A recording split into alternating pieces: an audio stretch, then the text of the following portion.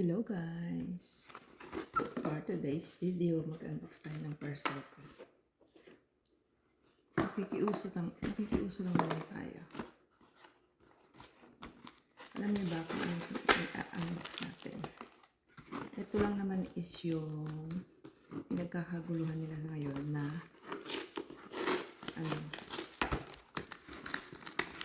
parang wala namang kakwenta-kwenta, pero ewan ko bakit pinagkakaguluhan.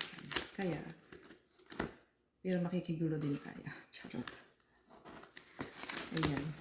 Ito yung pinagkakaguluhan nila ngayon, lalo na sa Pilipinas. Ito yung Labubu. Makigulo tayo. Alam ko anong meron dito sa Labubu na ito. Pinagkakaguluhan nila. At hindi siya ganun kamurahan. Yes, ito hindi ko ito pinabuksan. Kasi na yung mga online seller na pag na-open nila, mas mahal siya. Pero ito, hindi ko siya pina-open. So, surprise! Ito siya. Ito siya guys. Kulay pink. Mas mura siya pag hindi ko nabuksan. Pag binuksan nila, at mas nag-a-add sila ng additional price. So, let's see. Ano siya? Ito siya guys. Walang pangalan nito. Sino ba siya? Si Lychee Berry. So ito siya guys. Ang cute nga naman kasi. Ayan. Ang ganda. Ang cute na. Pero parang mas gusto ko yung mga mini-meal. Pero maganda siya. Labubu. Si Lychee Berry. So, may isa pa ako, guys. Hindi siya ganun kamura, ha? Merong mga mura, pero mag-ingat kayo sa mga fake din kasi ngayon na mga ganito. So, ito naman, iba siya. Iba yata. Kapag pina-open ko kasi ito, eh.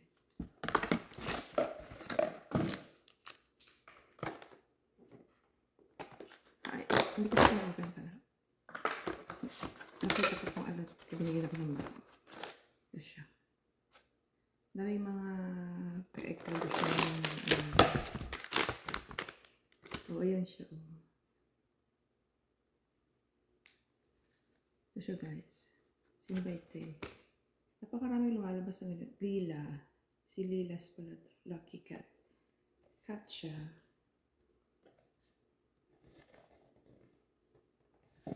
Tingnan natin. Si Yellow siya.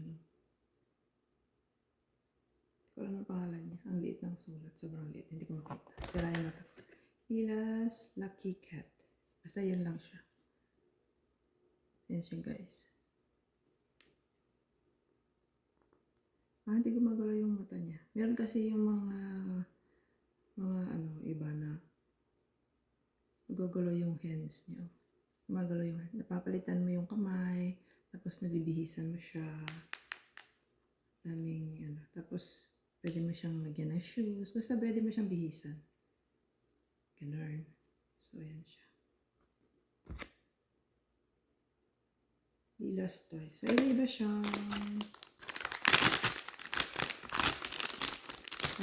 Hindi lang siya Labubu.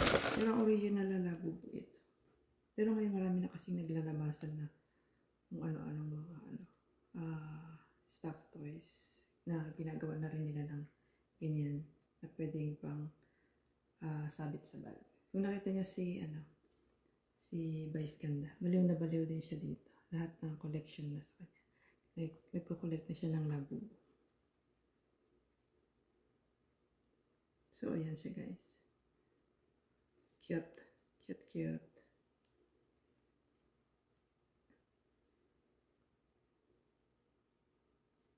Nakaka-order ka rin sa online ng mga damit nila guys. Pwede nyo siyang damitan kung anong gusto nyong outfit niya. May outfit sila. Cute-cute lang kasi. Nakakatawa. So, ayan guys. Meron na tayong Labubu. Gusto ko yung isa, yung si Dada, yung kulay, ano bang kulay niya? Parang cream or yellow, parang gano'n. Gagalaw yung kamay niya, guys.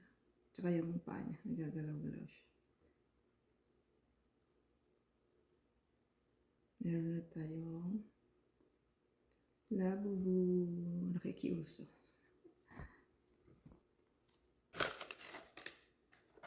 Dami ngayon nagtitinda sa online, guys. Pero meron ding mga fake. So, be careful sa mga fake na ganito.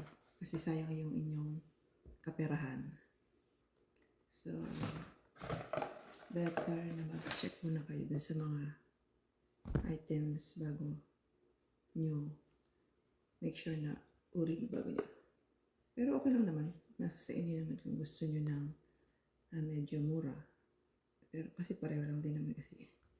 Basta nakita yung itsura. Pero kung if you go into details kasi, doon mo makikita. Siyempre kung kunting details lang naman, siyempre, hayaan mo na. Yung isa ganito si Dada, parang ganito siyang, ganitong kulay. Pero labubo siya, hindi siya lily.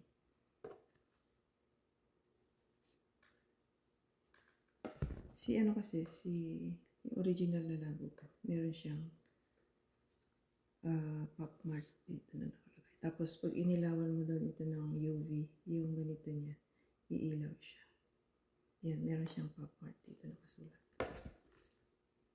Tingnan mo ito iba. Kasi hindi naman siya labubo talaga. Wala siyang, ano dito, tatak dito na, yung pop mark. Kasi originally sa pop mark nyo ito makikita. So nagkakaubusan siya ngayon. Laging out of stock.